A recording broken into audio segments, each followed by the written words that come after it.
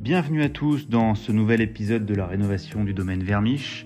Alors vous avez été nombreux sur YouTube à nous poser des questions sur comment nous nous projetions dans cette maison, comment on l'envisageait et comment on arrivait à vraiment visualiser les choses.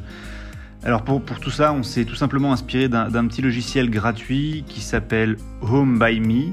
Vous pouvez le trouver sur internet assez facilement et dans lequel on a reconstitué la maison, comme vous pouvez le voir ici, en 3D. Alors c'est pas du tout compliqué, on n'est pas du tout professionnel du graphisme, c'est extrêmement simple d'utilisation.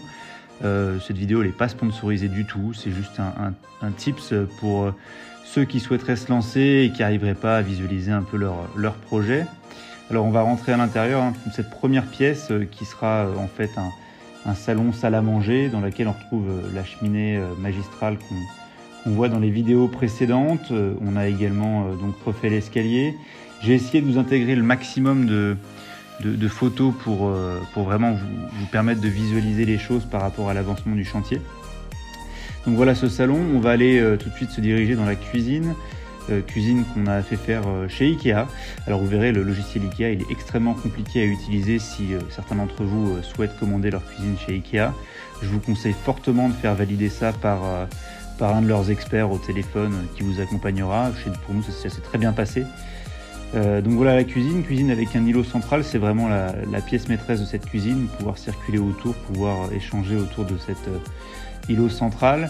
Vous le voyez très certainement, mais à droite du frigo, on a une espèce de cagibi, ou plutôt d'étagère encastrée, dans laquelle en fait ces deux portes s'ouvriront et on passera à travers ces deux portes pour se rendre aux toilettes. Donc c'est la petite surprise de la maison, une petite cachette ou porte dérobée pour arriver aux toilettes. Ça reste une vieille maison, donc pourquoi pas s'inspirer des anciennes techniques des portes dérobées pour rénover cette maison. Donc voilà pour cette cuisine. On va ressortir tout de suite du logiciel d'IKEA pour revenir dans la maison, sur Home by Me. On rentre dans la partie living room. Il faut savoir que Sophie est à moitié british, donc on parle aussi avec des mots anglais sur cette vidéo. Alors l'escalier n'est pas tout à fait conforme à ce qui a été réalisé. Et bien sûr, on n'a pas réalisé un escalier en béton au milieu de la fenêtre qui a été posée. Vous allez voir que c'est bien plus coquet que ça.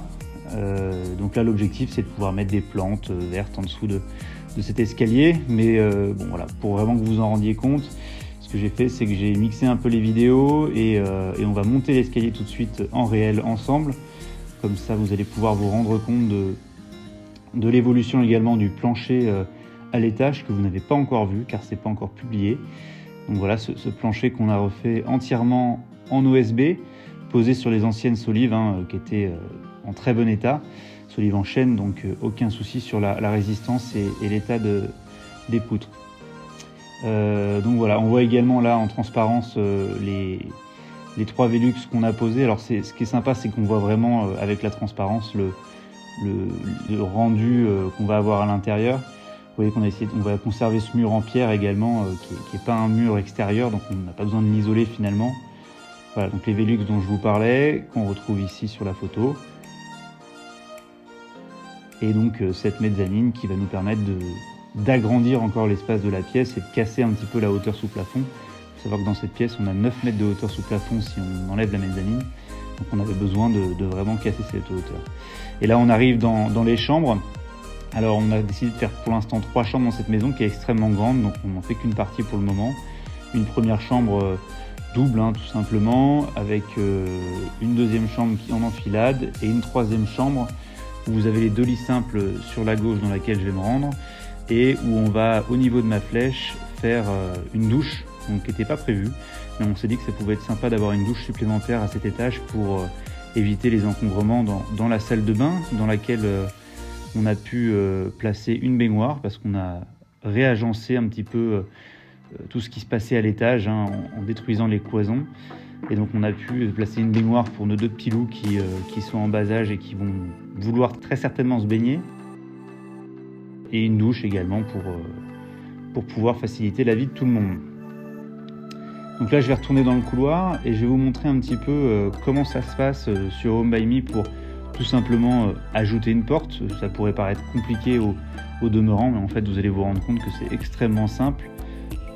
Donc là je vais ajouter une porte tout de suite. On a différents types de portes qui vont se charger. Donc là on a porte battante ou porte coulissante. Ici c'est une porte battante. Une porte battante qu'on a décidé de rajouter tout simplement parce que c'est une partie derrière qu'on ne va pas rénover tout de suite, mais qu'on pourrait être amené à rénover dans le futur pour faire 2 chambres supplémentaires ainsi qu'une salle de bain. Comme je vous l'ai dit, la maison est très grande, les chambres font déjà 12 mètres carrés chacune et 14 mètres carrés pour la plus grande. Donc voilà, on fait les choses étape par étape, le but étant d'avoir un lieu de vie super sympa pour le début et puis d'agrandir au fur et à mesure que le temps passe, que la famille s'agrandit ou qu'on a besoin de plus d'espace.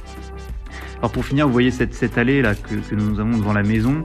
Un nouveau choix qu'on a fait vraiment en se projetant sur ce logiciel, c'est de supprimer l'allée. Tout simplement parce que on trouve que c'est dommage d'avoir cette allée qui casse un peu l'espace vert. On est quand même en Normandie, donc on voulait du green.